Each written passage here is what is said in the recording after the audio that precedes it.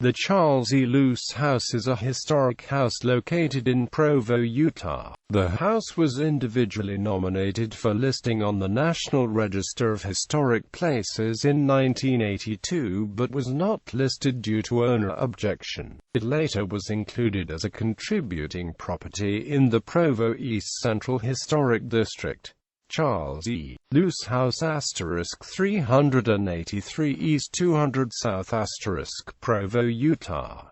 Built in 1893 by Charles E. Loose, the Charles E. Loose House combines the massing of the shingle style with a consistent program of east-lake ornamentation. Its enveloping roof, veranda and pentagonal fanlight gable windows mark its individuality among the city's architectural sites.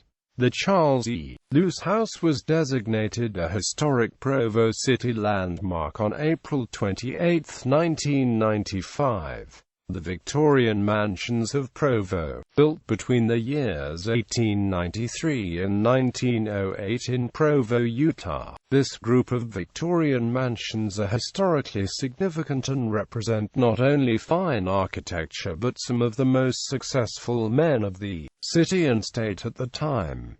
These mansions include the Charles E. Loose House, the William H. Ray House, the Knight Allen House, the John R. Twells House, the Jesse Knight House, the Knight Mangum House, and the Thomas N. Taylor House. All of these homes derive from the high-style, Eastlake, shingle, craftsman, Italianate, classical, Moorish, colonial, and Romanesque revivals. Made primarily of brick, these homes exhibit the finest architecture and most ornate detailing to be found in the city of Provo.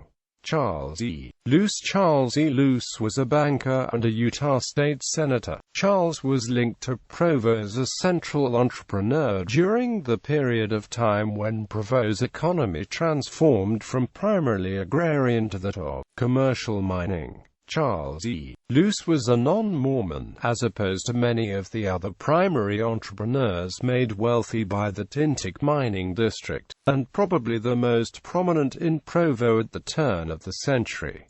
As Grand Central stock rose, so did Charles Loose. By 1900, the company had installed a new surface plant, including an innovative all-steel head frame over its shaft, a first and only in the entire area.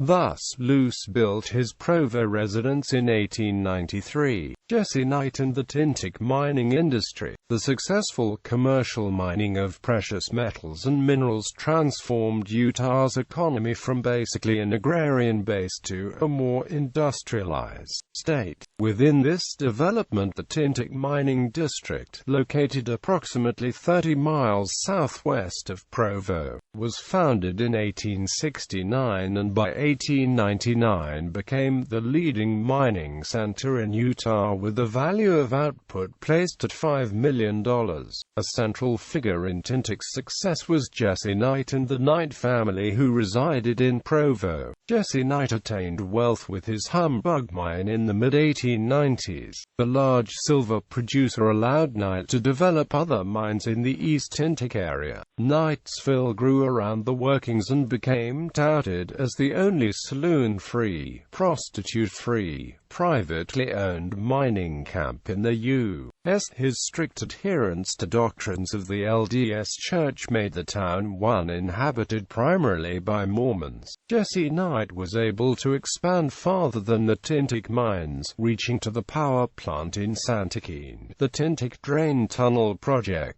the Knight Dry Farm, and the smelters at Silver City, the Bonneville Mining Company, the Knight Woolen Mills, Ellison Ranching Company, the American Columbian Corporation, the Springville Mapleton Sugar Company, the Spring Canyon Coal Company, Utah Savings Bank, the Layton Sugar Company, and the Tintic Drain Tunnel Company all represent facets of the Knight Investment Company. The success resulting from the Tintic mining district project provided the means for Charles E. Loose to acquire the wealth evident from his residence. In fact, Loose was involved in the Grand Central Mining Company as a manager. Preservation. The house was nominated on the National Register of Historic Places in 1982 as part of a multiple property submission that nominated 7 and listed 6 Provo houses. The listed houses are the Knight Mangum House, the John R. Twells House, the Jesse Knight House, the Knight Allen House, the William H. Ray House, and the Thomas N. Taylor House.